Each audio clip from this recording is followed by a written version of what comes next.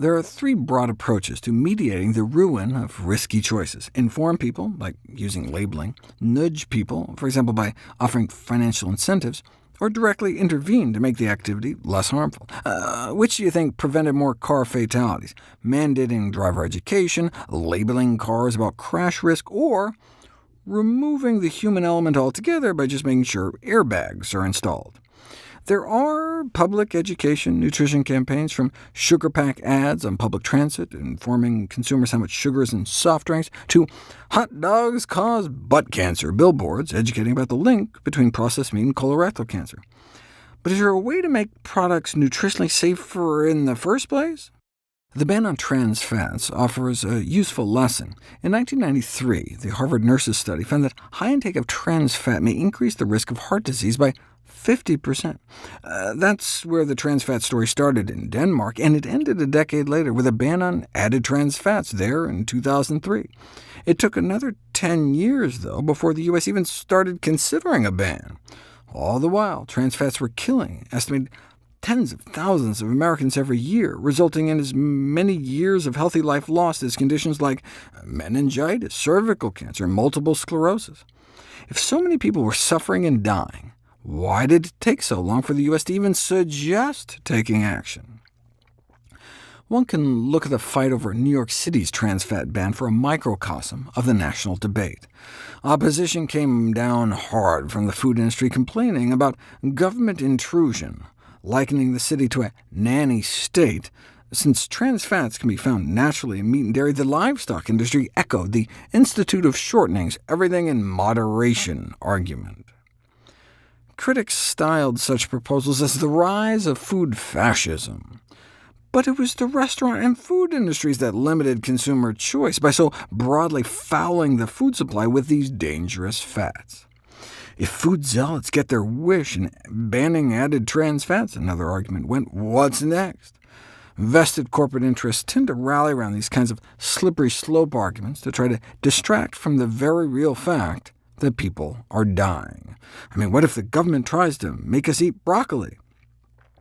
This actually came up in a Supreme Court case over Obamacare. Chief Justice Roberts suggested Congress could start ordering everyone to buy vegetables, a fear Justice Ginsburg dubbed the broccoli horrible. Technically, Congress could compel the American public to eat more plant-based, Justice Ginsburg wrote, yet one can't offer the hypothetical and unreal possibility of a vegetarian state as a credible argument.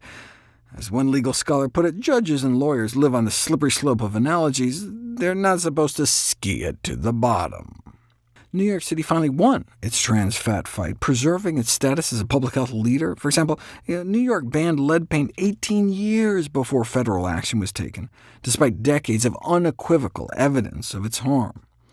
Comparing stroke and heart attack rates before and after the rollout of the trans fat ban in different New York counties, researchers estimated it successfully reduced cardiovascular death rates by about 5%. This then became the model for the nationwide ban years later. How was the public health community able to triumph when attempts in the past to regulate the food industry failed?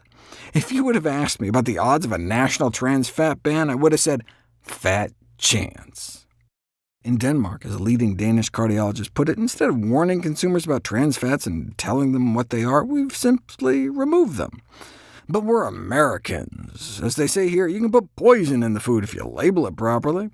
If people know the risk, the argument goes, then they should be able to eat whatever they want. But that's assuming they've been given all the facts, which isn't always the case, given the food industry's model of systemic dishonesty. As one health ethics professor put it, given the predilection for predatory deception and manipulation, government intervention was deemed necessary. But how you gonna get it passed? First, there was a labeling requirement. Manufacturers had to start adding trans fat content to products' nutrition facts labeling. Ostensibly, this was to influence consumers, but it may have had a bigger impact on producers. Now that they had to divulge the truth, companies scrambled to reformulate their products to gain a no-trans-fat competitive edge. Within years of the mandatory disclosure, more than 5,000 products were introduced touting low or zero trans fats on their labels. Kentucky Fried Chicken went from being sued for having some of the highest trans fat levels to running an ad campaign where mom tells dad in front of the kids that KFC now has 0 grams of trans fat, and the father yells, "Yeah, baby, woo!" and begins eating fried chicken by the bucketful. That was the secret to passing the ban. Once the major food industry players had already reformulated their products and bragged about it, once there wasn't so much money at stake, then there was insufficient political will to block the ban, and added trans fats were taken off the playing field.